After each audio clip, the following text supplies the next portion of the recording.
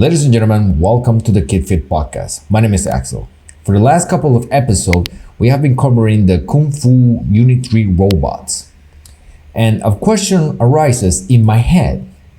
Which group of human beings, of martial artists or fighters, can take down these robots if the robots ever evolve into, great combat conditions, like they were really able to fight? Because so far, that's not the case.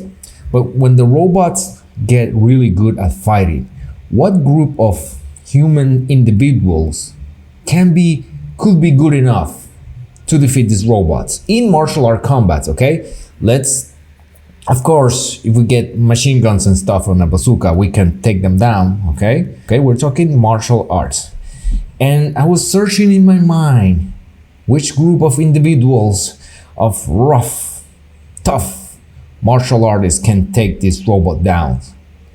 And I thought of the ninja.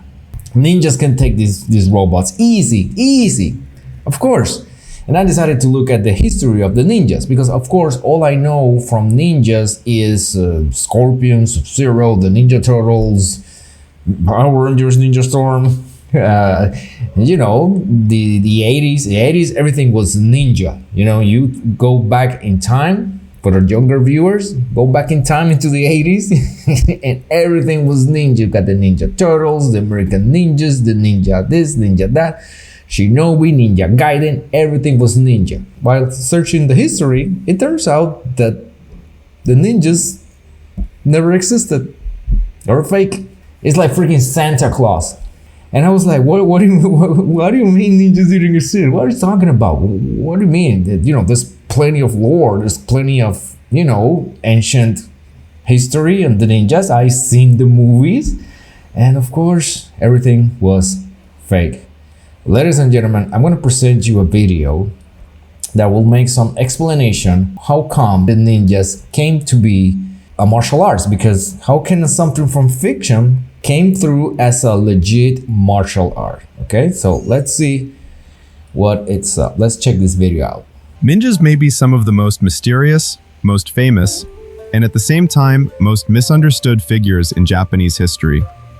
When people think of ninjas, they often imagine black outfits, leaping across rooftops, vanishing in a cloud of smoke, or even a single warrior cutting down hundreds on the battlefield. But if you actually look at historical records, you'll find something deeply ironic. Real ninjas were most afraid of being remembered. They did not seek flashy combat, they were not defined by killing, and they had no supernatural powers. Instead, their job was to live in the shadows, blend into everyday life, complete their missions without drawing attention, and leave safely. The ninja image we recognize today largely comes from later novels, stage plays, and modern film and television. That all-powerful ninja is, so Naruto is fake, right? In fact, the furthest thing from the historical reality. If there's one way to describe a true ninja, it's this. A real ninja doesn't disappear in a cloud of smoke. They were never noticed in the first place. In popular imagination, ninjas are almost always dressed entirely in black, moving through the night, infiltrating enemy territory, and blending seamlessly into the darkness. In reality, however, true ninjas rarely wore black at all. According to ancient ninjutsu texts, the most common clothing for nighttime operations was dark blue, followed by dark gray, earth tones, or even colors resembling tree bark. The reason is simple. To the human eye, pure black actually makes a silhouette stand out more at night. Dark blue and gray are far more natural and far less noticeable in low-light environments. Real ninjas never sought to look invisible. What they aimed for was something far more effective, to remain unremarkable in any environment. When people think of ninjas, they also tend to associate them with assassination, ambushes, and the image of a cold-blooded killer. Right. But from a historical perspective, this understanding is fundamentally misplaced. The true value of a ninja was never measured by how many enemies they killed, but by how much useful information they could bring back. In ancient warfare, intelligence was often far more important than brute force. The size of an enemy force, the state of its supplies, weaknesses in its defenses, and the movements and personality of its commanders, misjudging any of these could lead to the destruction of an entire army. Right, so the ninjas were basically Ninjas were basically spies gathering intelligence. So that was it. No cool swords, no sword fighting, no climbing walls, no special effects. Shoryuken throwing, ninja star throwing, none of that. That was all BS. That was all theatrical. Something that it was invented in I guess it was in the 1930s or the 1960s. Someone wrote a book. I'll get you the names in a moment. But it was all stage. It was a drama. Ninjas do not exist. How cool is that? And yet there's like hundreds of ninjutsu schools. Okay, so let's find out where this lore, how it became real martial arts. How come from fictional thing became a real martial arts? So we need to talk about Okusei Heiichiro, a man from the Iga province. He read the Bansen Shukai and he kind of saw an opportunity. In 1951, after reading the Shukai, he created the Ninjutsu Wonder Museum with Fujita Seiko. And in 1956, he published a 26-page booklet on ninjutsu, contained the first photographs of someone in an all-black ninja outfit. He depicted custom-made weapons, ninja sights, and even a theme park brochure for a theme park that was yet to exist. He even erected monuments to local shinobi heroes around Iga and notice boards at castles. And he created a hierarchical ranking system. Even though none of this was historically accurate, it's now become very widely adopted. So a guy from a Providence make the whole thing up. A guy from Providence, he read some books and he made the whole thing up.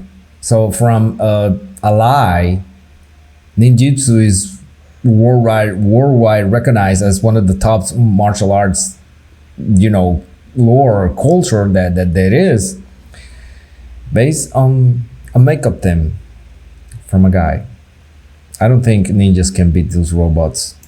First photographs of the ninja outfit, the first custom weapons depictions, the first ninja museum, the first ninja ranking system, and the most influential ninja film all traced to one man. And if one person originated the majority of a myth's visual and institutional infrastructure, well, that person turns out to be the myth's primary architect. Okusei Heiichiro was the primary architect of the modern ninja myth. So now we've got one guy who basically built the entire myth from scratch. But the myth was still only local to Japan. Eventually, some Western journalists came into Japan and were trying to write about the life, experience, and history of the Japanese people. Turns out, they were not the best journalists at the time. They had terrible access to translation. They themselves didn't know any Japanese. And they took a lot of what was spoken as myth and wrote it down as fact.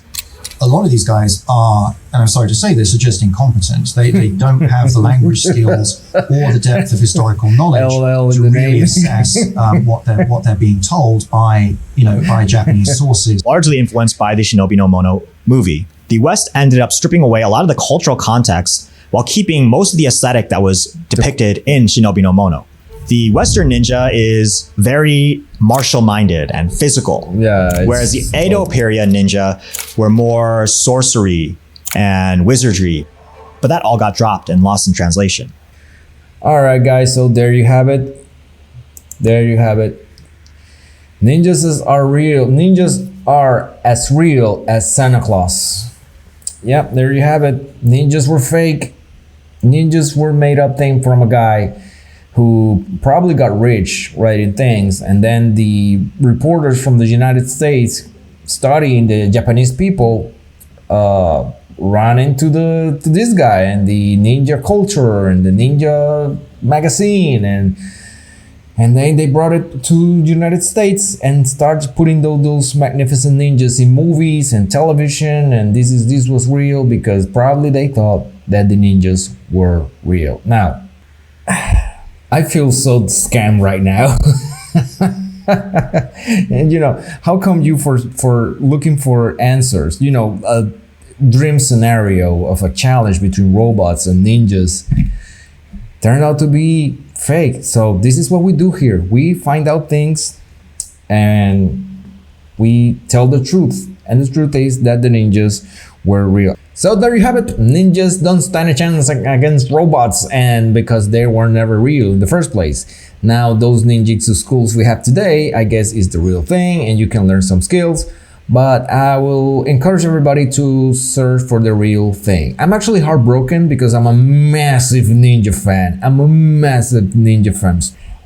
Do I still would like to enter a ninjutsu school? Absolutely. But since that there's no actual history, real history of it, only that there were only spies and they did all this intelligence gathering and all that stuff, all that cool stuff, then yeah, but no. Yeah, what a sad video, sad day today. All right, guys, well, that will be all for today. That being said, like, subscribe, turn that notifications on, and remember that the super thanks are now enabled in this channel. But either way, I am extremely grateful you guys are here. So that being said, there you have it. Now go and have fun.